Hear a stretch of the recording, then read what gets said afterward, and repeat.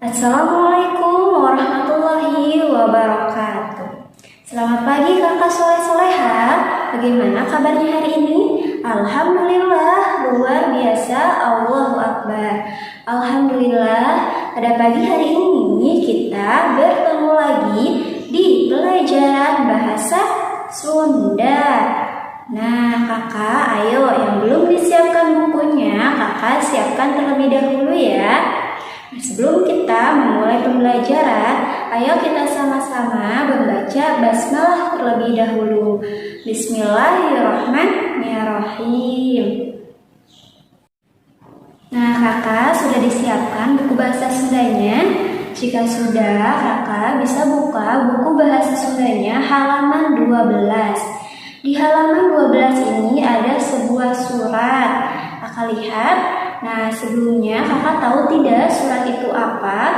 Surat merupakan sarana komunikasi pikeun nyampaikan informasi tinulis ku hiji pihak ka pihak anu sanes. Jadi surat itu merupakan sarana komunikasi untuk menyampaikan informasi yang tertulis dari satu pihak ke pihak lainnya.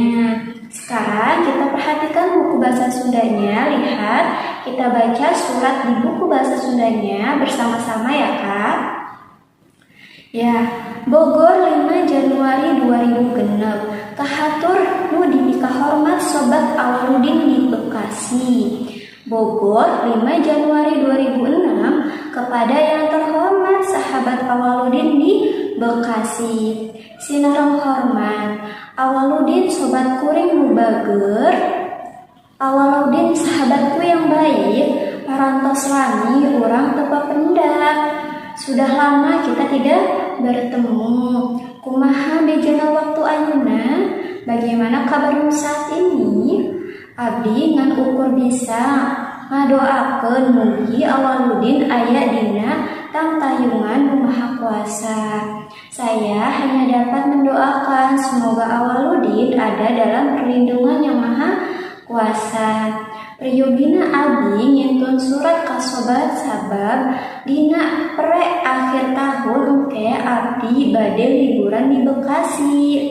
Nah, perlunya saya mengirim surat kepada sahabatku ini ya karena pada hari libur nanti saya akan berlibur di Bekasi. Abdi nyuhunkeun sapados Awaludin tiasa ngaturan abdi sadugina di Bekasi. Nah, saya mohon agar Awaludin dapat menemani saya setibanya saya di Bekasi. Sakieu serat ti sobat. Sekian surat dari sahabatmu, Sobat Samsudin. Nah, kakak, dalam surat tadi ada bagian surat nu di luhur. Bogor 5 Januari 2006. Nah, nuduh kenaon, nuduhkeun titih mangsa surat. Jadi, surat bagian atas yang bagian Bogor 5 Januari sampai di Bekasi itu merupakan titih mangsa surat. Nah, kalau bagian ada lagi bagian tengah yang disebut dengan isi surat, yaitu yang mana?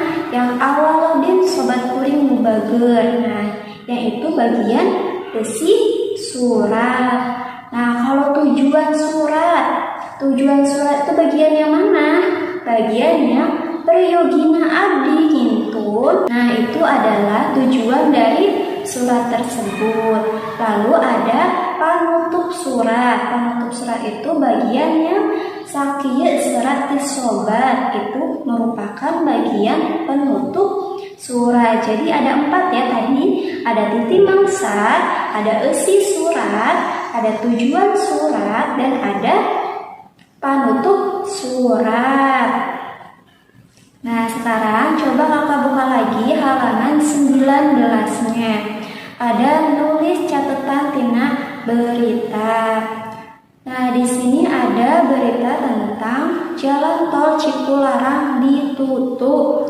Hujan gede ngaguyur di wewengkon Bandung jeung sabudeureunana ngabalurkeun ambles jalan tol Cipularang. Kendaraan di Jakarta menguruk ke Bandung kapaksa dipindahkan ke jalur sejen. Sedangkan kendaraan di Bandung menguruk ke Jakarta masih bisa ngaliwat. Sanajan jalana kudu alon utama di daerah nu ambles. Jadi hujan besar yang mengguyur di wilayah Bandung dan sekitarnya mengakibatkan amblasnya jalan di tol Cipularang.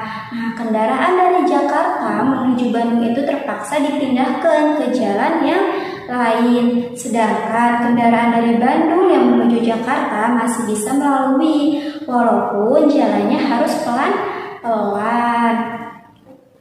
Nah, sekarang kita lanjut. Pihak Jasa Marga janji rek ngadandanan jalan aspal nu ambles rek dibongkar diganti ku bahan nu anyar. Konstruksi wangunan di bagian tanah nu babari uruk rek ngagunakeun tihang pancang keur nyanggah taneuh. Waktu keur ngadandanan dikira-kira nepi ka 3 bulan. Jadi pihak marga janji akan memperbaiki jalan aspal yang amblas itu. Nah, akan diganti dengan bahan yang baru. Konstruksi bangunan bagian tanah yang mudah longsor akan menggunakan tihang pancang guna menyangga tanah. Waktu untuk memperbaikinya diperkirakan sampai 3 bulan. Nah, tadi kita sudah membaca berita tentang jalan tol Cipularang ditutup. Dina berita tadi ada berita pokok nu penting. Dari berita tadi ada berita pokok yang pentingnya, Kak. Nah, diantaranya apa saja? Yang pertama, hujan gede mengguyur wewengkon Bandung. Hujan besar itu mengguyur wilayah Bandung. Lalu yang kedua, jalan tol Cipularang ambles. Jalan tol Cipularang itu amblas. Yang ketiga, kendaraan di Jakarta numuru ke Bandung kapaksa dipindahkan ke jalur sejen. Nah, kendaraan dari Jakarta yang menuju Bandung itu terpaksa dipindahkan ke jalur lain. Lalu yang keempat, kendaraan di Bandung numuru ke Jakarta masih bisa ngaliwat.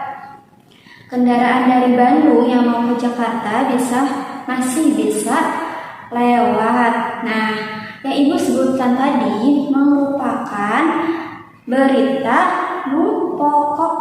pokok nu penting ya, Kak. Nah, sekarang Kakak bisa buka lagi halaman 22. Di halaman 22 itu ada nulis kalimat tanya. Nulis kalimat tanya menggunakan kecap pananya kunaon. Jadi, menulis kalimat tanya itu menggunakan kata tanya mengapa atau apakah. Nah, baca contoh kalimat tanya jeung jawabanna dua-duaan.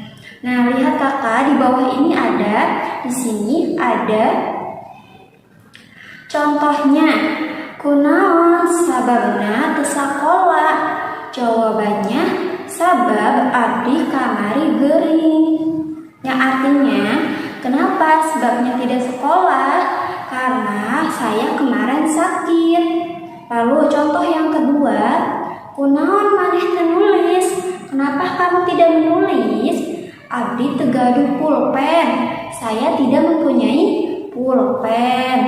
Nah, yang ketiga contohnya, kunaon sababna maneh teu semangat? Nah, apa sebabnya kamu tidak semangat? Sebab abdi rada kirang sehat. Sebab saya agak kurang sehat.